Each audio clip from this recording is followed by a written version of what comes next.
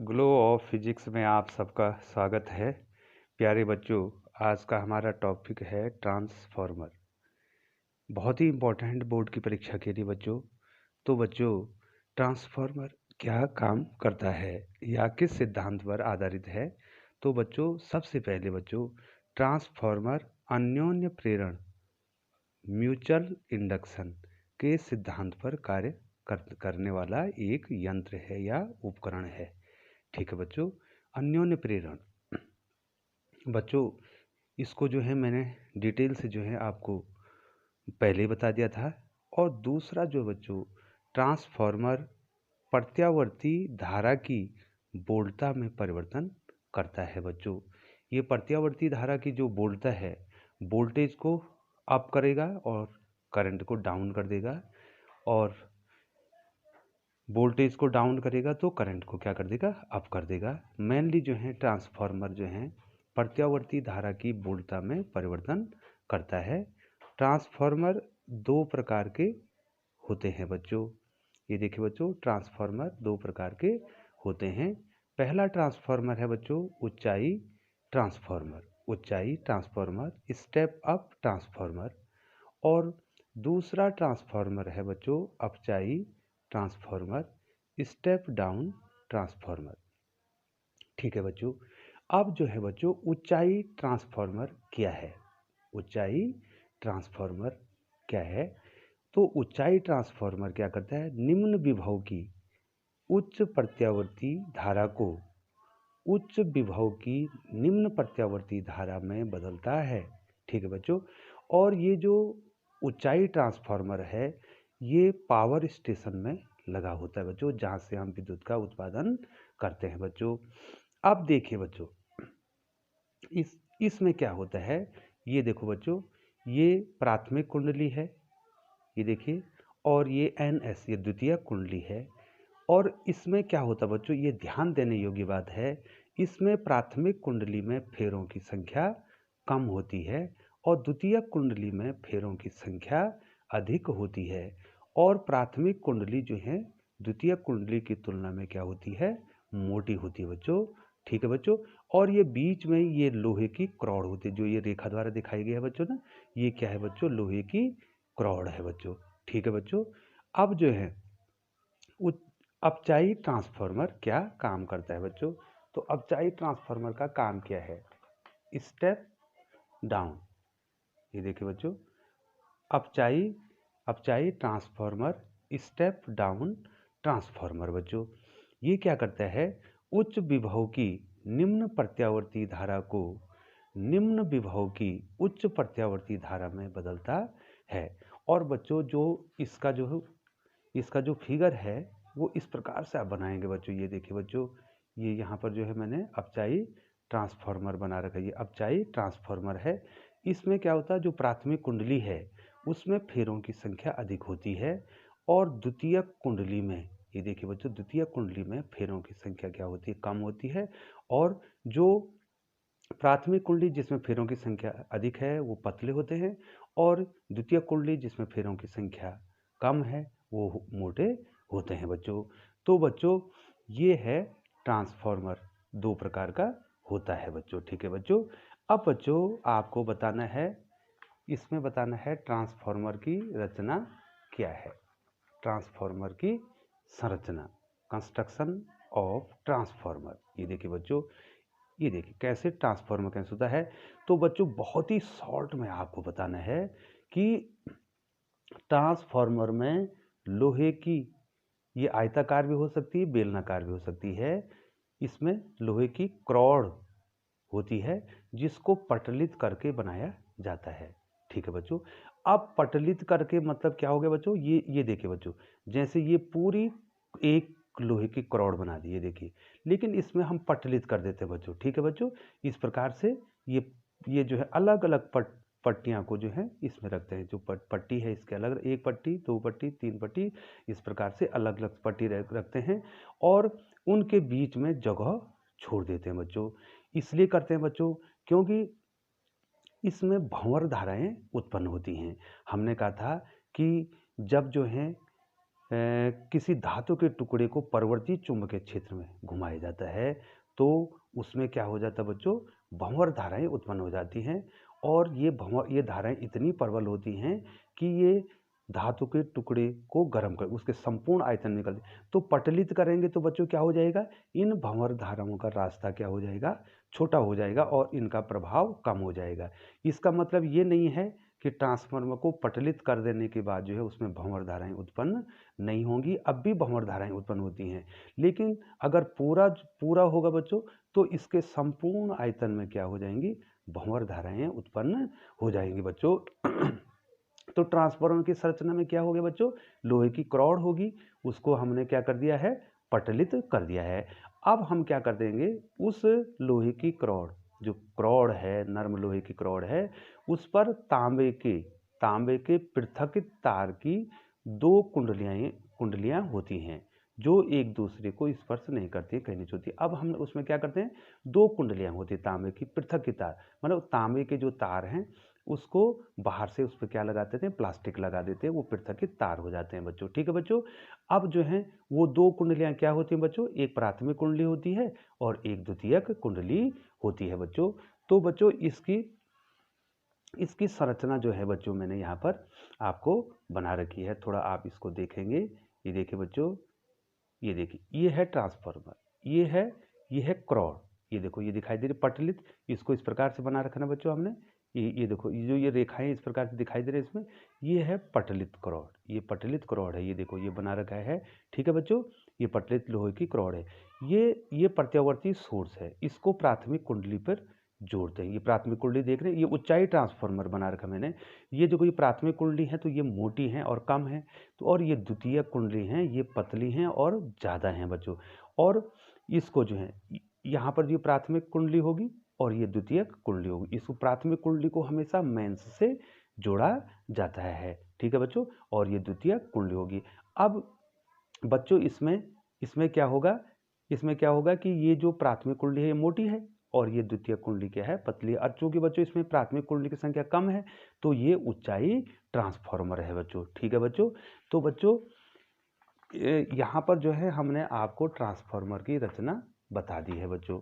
अब इसकी कार्यविधि क्या है, मैं आपको थोड़ा सा इसकी कार्यविधि को बता देता हूँ बच्चों। इसकी कार्यविधि किस प्रकार से इसकी कार्यविधि है बच्चों, देखिए थोड़ा सा आपको ध्यान देंगे। कार्यविधि क्या है बच्चों,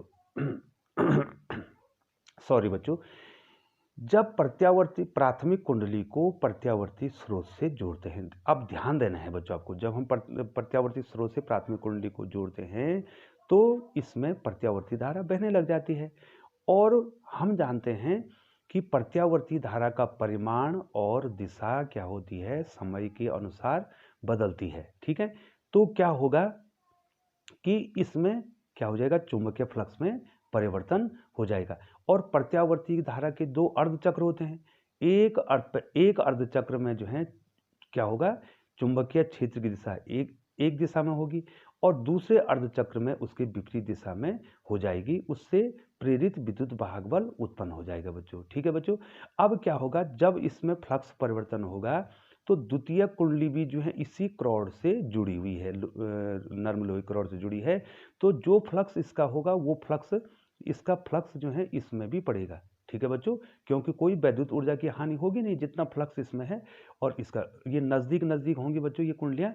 ठीक है, तो इनमें अन्योन्य प्रेरण हो जाएगा, तो क्या हो जाएगा, दूसरी कुंडली में भी जो है फ्लक्स में परिवर्तन हो जाएगा। जब दूसरी कुंडली के फ्लक्स में परिवर्तन होगा तो फैराडे के द्वितीय नियम के अनुसार इसमें एक प्रेरित विद्युत वाहक बल उत्पन्न हो जाएगा और एक प्रेरित धारा बहने लग जाएगी। प्राथमिक कुंडली क्या कर रही है बच्चों, प्राथमिक कुंडली जो है वैद्युत ऊर्जा को चुंबकीय ऊर्जा में बदल रही है और दूसरी कुंडली क्या कर रही है बच्चों, चुंबकीय ऊर्जा प्राप्त कर रही है और उसको वैद्युत ऊर्जा में बदल रही है। ठीक है बच्चों, अब बच्चों माना प्राथमिक कुंडली में फेरों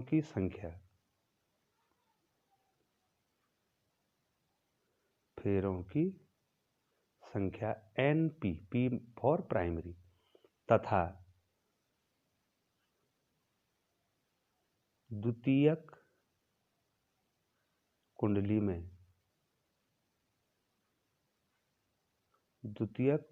में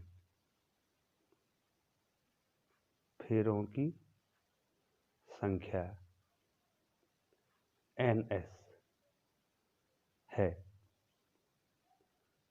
तथा बद्ध चुंबकीय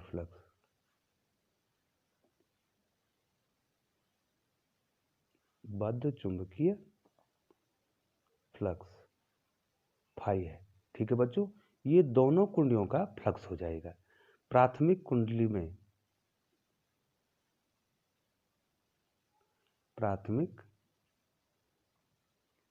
कुंडली में प्रेरित विद्युत वाहक बल EP तथा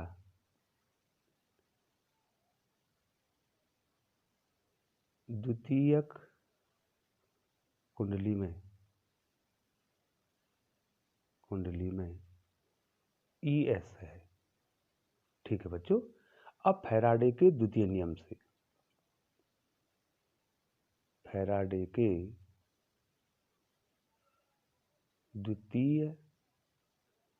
नियम से या नियमानुसार, ठीक है बच्चों, आप फैराडे का द्वितीय नियम जानते हैं बच्चों। क्या होता है बच्चों फैराडे का द्वितीय नियम?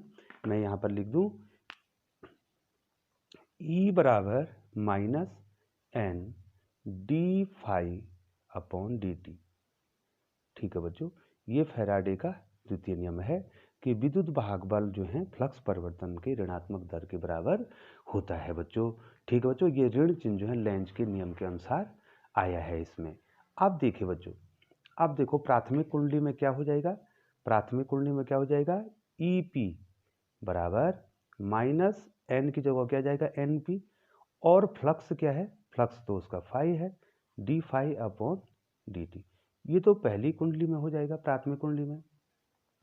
द्वितीय कुंडली में क्या होगा बच्चों? ES बराबर, इसमें फेरों की संख्या तो NS है और फ्लक्स वही है बच्चों, फ्लक्स में कोई परिवर्तन नहीं होगा, फ्लक्स बिल्कुल सेम रहेगा बच्चों जितना प्राथमिक कुंडली का है। ये देखिए बच्चों, समीकरण नंबर 1 और समीकरण नंबर 2। अब मैं बच्चों समीकरण नंबर 2 में समीकरण नंबर 1 का भाग दे दूंगा, क्योंकि मुझे ES/EP निकालना है। ठीक है बच्चों, समीकरण 2 में समीकरण 1 का भाग देने पर, ठीक है बच्चों, तो दे देंगे समीकरण 2 में भाग दे रहे हैं तो क्या हो जाएगा? ES/EP। तो इतना बटे इतना करना है तो कितना हो जाएगा? -NS dφ/dt बाई कितना हो जाएगा? ये देखिए बच्चों, बाई कितना हो जाएगा? -NP dφ/dt। ये पूरा इससे कैंसिल हो जाएगा और माइनस माइनस क्या हो जाएगा बच्चों? प्लस हो जाएगा। तो कितना आ गया बच्चों हमारे पास? ES/EP बराबर NS/NP। ठीक है बच्चों, अब यहां पर एक चीज ध्यान रखना है यदि प्राथमिक कुंडली का जो प्रतिरोध है वो जो है नगण्य है, तो क्या होगा? जितना जो है प्राथमिक कुंडली में प्रेरित विद्युत वाहक बल होगा वही विभवांतर के बराबर हो जाएगा। और द्वितीयक कुंडली जो है खुले परिपथ में होनी चाहिए, इसलिए द्वितीयक कुंडली में जो प्रेरित विद्युत वाहक बल है वो कुंडली के विभवांतर सिरों के विभवांतर के बराबर हो जाएगा। तो इसलिए हम क्या लिख सकते हैं? हम क्या लिख सकते हैं बच्चों? ये जो ES/EP है इसको वोल्टेज के रूप में भी लिख सकते हैं, VS/VP के रूप में लिख सकते हैं। तो ये तीनों आपस में बराबर हो गए ना बच्चों। ये देखो, इसका मतलब क्या हो गया? इसका मतलब क्या हो गया? ES/EP बराबर VS/VP बराबर NS/NP। ठीक है बच्चों, और इसी को परिणमन अनुपात कहते हैं बच्चों। इसी को क्या कहेंगे? परिणमन अनुपात इसको हम। अब बच्चों अब आया आपका परिणमन अनुपात क्या है, ट्रांसफॉर्मेशन रेशियो क्या है। परिणमन अनुपात इसको कहेंगे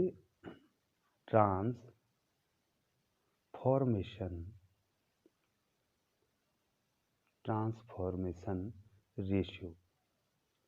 ठीक है बच्चों, परिणमन अनुपात या ट्रांसफॉर्मेशन रेशियो कितना आ गया बच्चों हमारे पास? R बराबर क्या आ गया? ES अपॉन EP बराबर VS अपॉन VP बराबर NS अपॉन NP। सॉरी बच्चों, तो कितने सूत्र बन गए यहाँ पे? 3 सूत्र, ये सब आपस में बराबर। R बराबर ES अपॉन EP, एक फॉर्मूला ये बन गया, और R बराबर क्या हो गया? VS अपॉन VP, और R बराबर क्या हो गया? NS upon NP। ठीक है बच्चों, ये फॉर्मूला। अब जो है ऊंचाई ट्रांसफॉर्मर के लिए क्या होता है? ऊंचाई ट्रांसफॉर्मर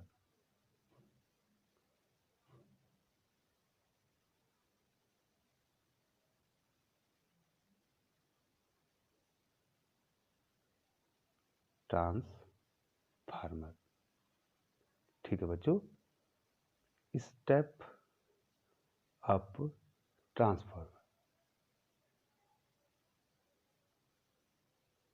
अब स्टेप अप ट्रांसफार्मर की हमने इसमें क्या करनी है, बात करनी है बच्चों। अब आपको इसमें ध्यान देना है, ये परिणमन अनुपात कितना होता है। इसके लिए जो परिणमन अनुपात है वो 1 से बड़ा होता है। ठीक है, 1 से, ये क्या है, ये किसका चिन्ह है बच्चों? बड़े का चिन्ह है। ठीक है बच्चों, तो क्या हो जाएगा, चूंकि R बराबर क्या है बच्चों? R बराबर क्या है बच्चों? NS अपॉन NP है। ये देखो, तो 1 से बड़ा कब होगा बच्चों? ये 1 से बड़ा कब होगा? NS और NP का मान 1 से बड़ा कब होगा? जब NS क्या होगा? NP से बड़ा होगा। इसका मतलब NS बड़ा होगा NP से। ये देखो, इसका मतलब क्या हो गया कि प्राथमिक कुंडली, या दूसरी, या आप ऐसे भी तो कह सकते हैं बच्चों कि NP छोटा होगा किससे? NS से। अर्थात प्राथमिक कुंडली में फेरों की संख्या कम तथा द्वितीयक कुंडली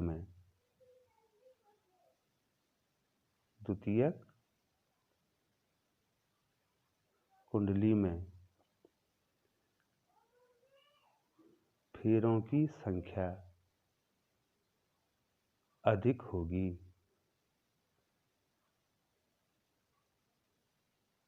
ठीक है बच्चों, फेरों की संख्या द्वितीय कुंडली में क्या होगी? ज्यादा होगी, प्राथमिक में कम होगी बच्चों। अब बच्चों इसको अब आप इसको अगर दिखाना चाहें तो इस प्रकार दिखा सकते हैं बच्चों। थोड़ा सा एक छोटा सा चित्र बना देते हैं, अभी यहाँ पर क्लियर कर लेते हैं। देखो बच्चों, एक कुंडली ये है,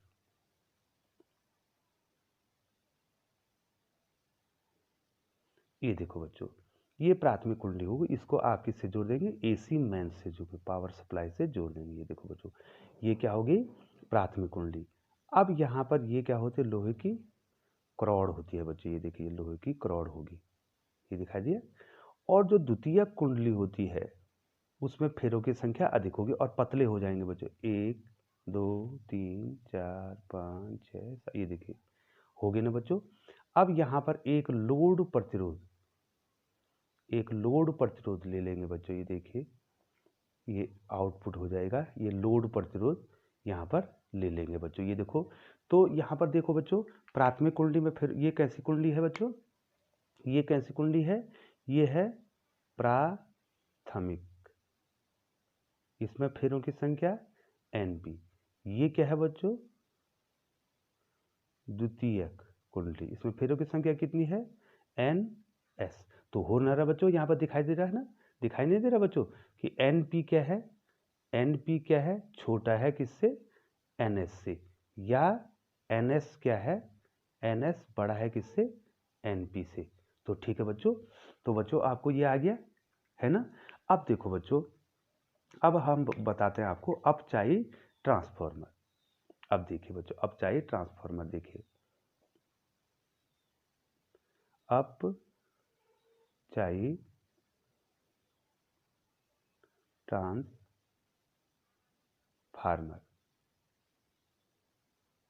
अपचायी ट्रांसफार्मर, स्टेप डाउन ट्रांसफार्मर। ठीक है बच्चों, अब स्टेप डाउन ट्रांसफार्मर में क्या हो जाएगा बच्चों, आर जो है छोटा होगा किससे, 1 से। ये छोटे का चिन्ह है बच्चों, ये देखो। तो इसका मतलब आर, चूंकि आर बराबर क्या होता है, आर बराबर होता है NS अपॉन NP। अब इसको छोटा होना है, इसको छोटा होना है, तो ये छोटा कब होगा बच्चों, ये 1 से कम जब बटे वाली राशि बड़ी होगी तभी तो 1 से कम आएगा। तो यहाँ पर NP क्या होगे, बड़े होगे किससे, NS से। ठीक है, NP क्या होगे, बड़ा हो गया NS से, अर्थात प्राथमिक कुंडली में फेरों की संख्या क्या होगी, अधिक होगी। ये इसका मतलब क्या होगा, प्राथमिक कुंडली में फेरों की संख्या अधिक, उल्टा हो जाएगा। वहां प्राथमिक कुंडली में फेरों की संख्या क्या थी, कम थी, और यहाँ क्या हो जाएगी बच्चों, अधिक हो जाएगी बच्चों। अब इसको ऐसे बना सकते हैं आप, देखो प्राथमिक कुंडली में फेरों की संख्या क्या है बच्चों, अधिक है बच्चों।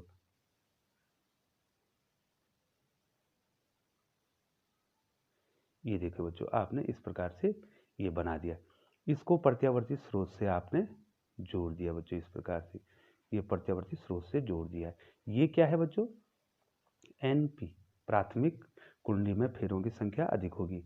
और ये क्या है बच्चों, ये पटलित लोहे की क्रॉड है बच्चों, जो मैंने आपको पहले ही बता दिया, ये सिंबल है, देखो बच्चों। अब द्वितीयक कुंडली में फेरों की संख्या क्या हो, कम होगी और मोटे होंगे बच्चों। ये देखिए, ये आपकी द्वितीय कुंडली होगी, और ये आउटपुट हो गया। ये देखो बच्चों, ये क्या हो गया, आउटपुट। और इस आउटपुट को किससे पास कराएंगे, लोड से पास कराएंगे, और इसको भू संपर्कित कर सकते हैं, इसको अर्थिंग भी कर सकते हैं बच्चों, इसको इस प्रकार से। ये अर्थिंग का सिंबल हो गया, ये देखिए बच्चों। ठीक है बच्चों, अब यहाँ पर बच्चों, यहाँ पर आपको क्या मिल रहा है, यहाँ पर साफ दिखाई दे रहा है बच्चों। ये देखो, जो हमने निकाला वही है ना बच्चों, देखिए प्राथमिक कुंडली में फेरों की संख्या अधिक है और द्वितीय कुंडली में फेरों की संख्या कम है। और जो मैंने पहले बताया, देखो जो स्टेप अप बताया था, उसमें प्राथमिक कुंडली में फेरों की संख्या कम है और द्वितीय में क्या है, ज़्यादा है बच्चों। अब यहाँ पर क्या होता है बच्चों, थोड़ा ध्यान, ये प्राथमिक, इसको कहेंगे जब आप जो है प्राथमिक कुंडली को किससे जोड़ेंगे, पावर हाउस से जोड़ेंगे या प्रत्यावर्ती स्रोत से जोड़ेंगे, तो इसको बोलेंगे इनपुट। ठीक है बच्चों, ये इनपुट दे दिया आपने। अब यहाँ से क्या मिलेगा आपको, यहाँ से क्या मिलेगा बच्चों, आपको आउटपुट मिलेगा। ठीक है, तो यहाँ से इनपुट दिया आपने, और यहाँ से क्या मिलेगा, आउटपुट मिलेगा आपको बच्चों। यहाँ से इनपुट वोल्टेज है, तो यहाँ से क्या है, आउटपुट वोल्टेज मिलेगा। ठीक है, यहाँ से इनपुट धारा है, तो यहाँ से क्या मिलेगी, आउटपुट धारा आपको मिलेगी बच्चों। तो बच्चों ये है ट्रांसफॉर्मेशन रेशियो। ठीक है बच्चों, ट्रांसफॉर्मेशन रेशियो। अब बच्चों आपको देखना है कि ट्रांसफॉर्मर जो है बोल्टता में किस प्रकार से परिवर्तन करता है। ठीक है, ट्रांसफॉर्मर बोल्टता में कैसे परिवर्तन करता है। तो आदर्श ट्रांसफॉर्मर के लिए एक, ये बहुत ही महत्वपूर्ण है बच्चों, जो अब जो पढ़ रहे हैं वो बहुत महत्वपूर्ण है बच्चों। आपको बता दूं कि एक ये समरी वाली वीडियो है, और इस पर कम से कम 10 वीडियो आपको बननी है, तो आपको क्लियर आ जाएगा। एक आदर्श ट्रांसफॉर्मर, आदर्श ट्रांसफार्मर, एक आदर्श ट्रांसफार्मर में निवेशी का मतलब बच्चों मैंने बोल दिया इनपुट, निवेशी शक्ति, निवेशी शक्ति, निर्गत, निर्गत का मतलब हो गया बच्चों आउटपुट, शक्ति के बराबर होती है, के बराबर होती है। अर्थात कोई ऊर्जा का क्षय नहीं होता है, क्षय नहीं होता है, कोई ऊर्जा का क्षय नहीं होता है। लेकिन बच्चों ऐसा व्यवहार में नहीं होता है।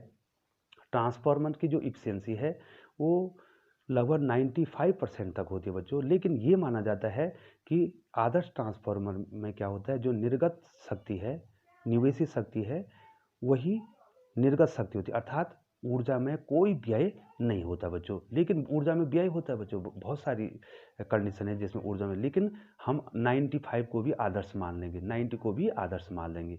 तो अब हमारे पास फॉर्मूला क्या गया बच्चों, हमारे पास फॉर्मूला क्या गया है, निर्गत शक्ति, निर्गत शक्ति बराबर निवेशी शक्ति, निवेशी शक्ति, अर्थात output power is equal to input power. अब बच्चों एक चीज ध्यान देनी है आपको, आपने ये फॉर्मूला पढ़ा है बच्चों, ये देखो P is equal to V I, अर्थात पावर जो होती है वो वोल्टेज और करंट के मल्टीप्लिकेशन के बराबर होती है, अर्थात उनका गुणा है। ठीक है बच्चों। तो यहाँ पर देखो जो निर्गत में क्या हो जाएगा, ये भी किसके बराबर हो जाएगा, वी एस, ये देखो निर्गत वोल्टेज, ठीक है। और ये आई क्या हो जाएगा, आई एस, जो निर्गत धारा है। और ये क्या हो जाएगा, ये क्या हो जाएगा, निवेशी, निवेशी में प्राइमरी कॉइल है बच्चों, निवेशी वोल्टेज और निवेशी धारा। ये देखो बच्चों, अब आपको यहाँ पर ध्यान देना है, अब आपको यहाँ पे ध्यान देना है, ये बहुत ज़्यादा महत्वपूर्ण होने वाला बच्चों। अब हम यहाँ पर देखो बच्चों, यहाँ पर जो है हम जो है आपको एक चीज़ बता दें, माना उदाहरण के द्वारा, उदाहरण के तौर पे हम मान ले देते हैं कि वी एस बराबर, वी एस बराबर मान लीजिए जो है 100 वोल्ट है, 100 वोल्ट है। ठीक है बच्चों, वी एस बराबर कितना है, 100 वोल्ट है। और आई एस बराबर 10 एम्पियर है। ठीक है बच्चों, ठीक समझ रहे ना बच्चों, ठीक है। तो कितना आ गया, वी एस आई एस बराबर कितना आ जाएगा बच्चों, 100 गुणा 10, ठीक है। तो ये हो जाएगा 1000 वाट। ठीक है बच्चों, इतनी शक्ति जो है आपकी निर्गत हो रही है। तो अब निवेशी शक्ति को भी इतना ही रहना है, निवेशी शक्ति को भी 1000 वाट ही रहना है। ठीक है बच्चों। तो अगर हम क्या कहते हैं, अब देखिए बच्चों, जब निवेशी होगा तो उसमें करंट क्या होगी, अधिक होगी, इसलिए तो हम उसको वोल्टेज बढ़ा रहे हैं उसका। ठीक है बच्चों, इसकी करंट क्या होगी, अधिक होगी। अब माना उदाहरण के तौर पे, माना आईपी जो प्राइमरी कॉइल पर जो हमने जो जो करंट थी, अर्थात प्रत्यावर्ती स्रोत से जो धारा उत्पन्न हो रही थी, मान लीजिए वो जो है 100 एम्पियर की थी। कितनी एम्पियर की थी बच्चों, 100 एम्पियर की थी। ठीक है। अब बताओ आप, 100 एम्पियर की जब ये थी, तो अब वीपी कितना कितना था बच्चों, ये देखो वीपी कितना हो जाएगा बच्चों, कितना हो जाएगा, 1000/100, 1000/100 बराबर 10 वोल्ट। ये देखिए बच्चों कितना, 10 वोल्ट, क्योंकि इस 10 और इस 100 का गुणा कितना होना है, कितना होना है, 1000 ही होना है। अर्थात एक बढ़ेगा तो दूसरा घटेगा, एक बढ़ेगा तो दूसरा घटेगा। ठीक है बच्चों। अब ऊंचाई में क्या हो रहा है, ऊंचाई ट्रांसफार्मर में, ये देखिए बच्चों, अब मैं दोनों के लिए निकाल देता हूँ बच्चों, थोड़ा ध्यान देंगे आप। मैं ऊंचाई के लिए निकालता हूँ, ऊंचाई के लिए निकाल, यहाँ पर देखिए बच्चों, ऊंचाई ट्रांसफार्मर,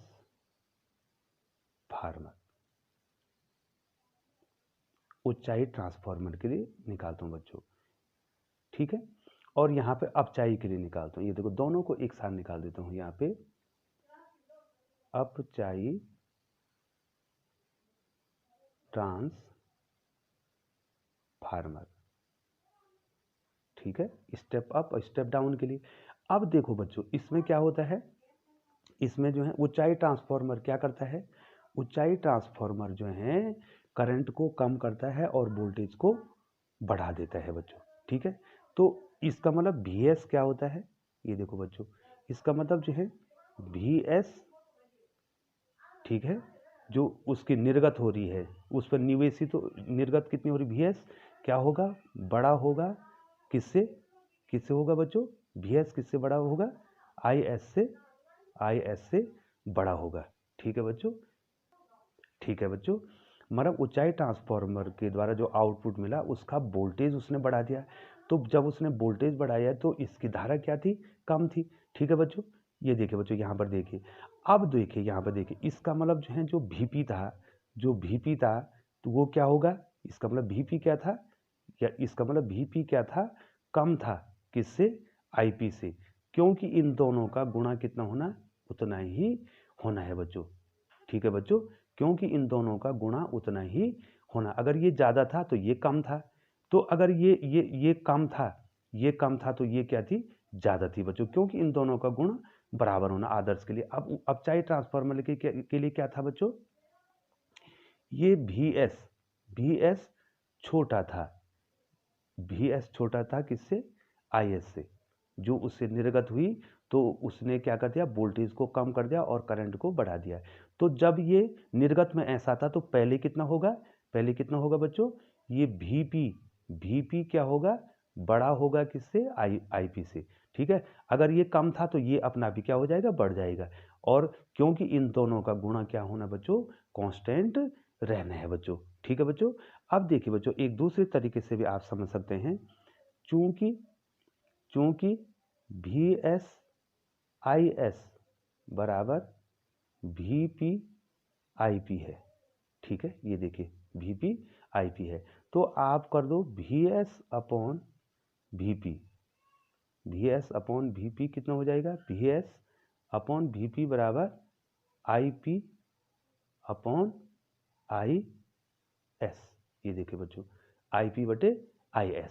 अब यहाँ पर जो है, अब कंडीशन लगाओ बच्चों, कंडीशन लगाओ, ये ऊंचाई के लिए, ऊंचाई के लिए पहले ऊंचाई के लिए, ये देखो ऊंचाई के लिए कंडीशन लगा रहा हूँ बच्चों, मैं ऊंचाई के लिए यहाँ अपचाई के लिए लगाऊंगा, ये तो मैंने यहाँ पे आपको बता दिया। ये देखो बच्चों, अब ऊंचाई के लिए क्या था, ऊंचाई के लिए Vs बड़ा है किससे, Vs बड़ा है किससे, Vp से, ठीक है, Vs किससे बड़ा है, ये बड़ा है इससे, तो ये बड़ा होगा किससे, Is से, तो इसका मतलब Ip बड़ा होगा किससे, Is से।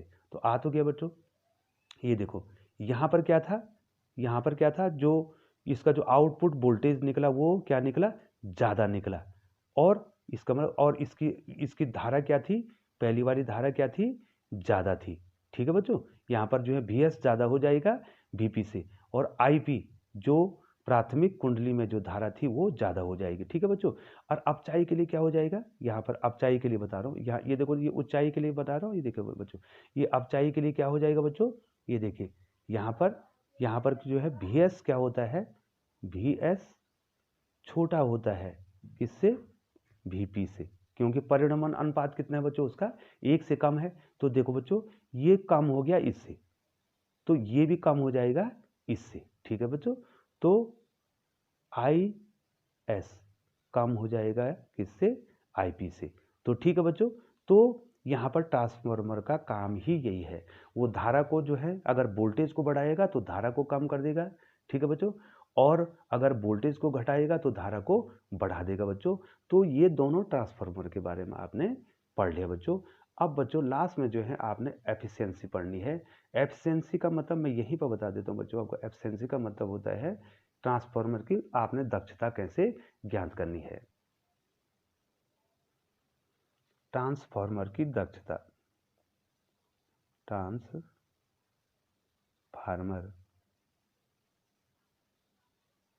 की दक्षता, एफिशिएंसी ऑफ ट्रांसफार्मर। ठीक है बच्चों, तो जो ये दक्षता होती है इसकी, ये होती है निर्गत शक्ति बटे निवेशी शक्ति।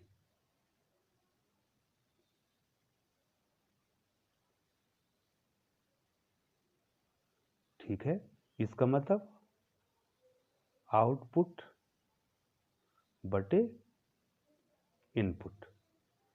इनपुट पावर कितना, आउटपुट पावर बटे इनपुट पावर। ठीक है बच्चों, और कितना हो जाएगा बच्चों यहाँ पर देखिए, ये निर्गत शक्ति क्या थी इसकी, निर्गत शक्ति क्या थी बच्चों, VS/IS, और निवेशी क्या थी, VP/IP। ठीक है बच्चों, इसका, और यदि जो है आपने प्रतिशत निकालना है, प्रतिशत दक्षता, अगर प्रतिशत दक्षता निकालनी है तो क्या हो जाएगा बच्चों, 100 से मल्टीप्लाई कर देंगे, बराबर क्या हो जाएगा, निर्गत शक्ति बटे निवेशी शक्ति, निवेशी शक्ति इनटू कितना हो जाएगा बच्चों, 100 हो जाएगा, इनटू कितना हो जाएगा, 100 हो जाएगा। और इसी से पता चल जाता है कि ट्रांसफार्मर की इफिशियंसी कितनी है। ठीक है बच्चों, अब मान लीजिए बच्चों एक उदाहरण आपको दे देता हूं, एक उदाहरण दे देता हूं मैं ट्रांसफार्मर के केस में। मान लीजिए बच्चों जो इनपुट शक्ति है, ये हमने पी ले ली, इनपुट शक्ति को पी ले लिया या PI ले लिया, जो भी PI ले लिया इनपुट, इसको बोलेंगे निवेशी शक्ति, माने उसमें कितनी पावर थी, कितनी ऊर्जा थी पर सेकंड। ठीक है बच्चों, तो मान लीजिए जो है ये 10,000 इकाई दाई सैकड़ा हजार 10,000 वाट की थी। ठीक है, और ट्रांसफार्मर के बाद जो निर्गत हुई, ये देखो मैंने ये PO लिख दिया। ठीक है, आउटपुट के लिए, तो मान इसको कहेंगे, ये निवेशी इसको कहेंगे निर्गत शक्ति। अब कितनी जो है शक्ति प्राप्त हुई आपको, कितनी ऊर्जा प्राप्त हुई एक सेकंड में, मान लीजिए ये 10,000 वाट था, मान लीजिए जो है हमको 9,000 वाट मिल गए।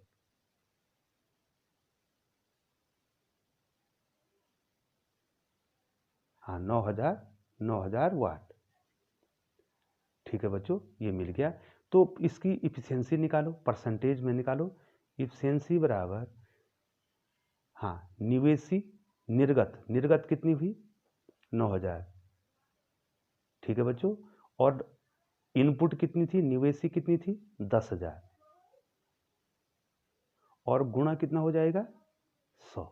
ठीक है, ये देखो, तो ये देखो 2 जीरो इससे कट गए हैं बच्चों, और इसके 2 जीरो इससे कट गए हैं, तो कितनी परसेंट इफिशियंसी आ गई बच्चों, 90%।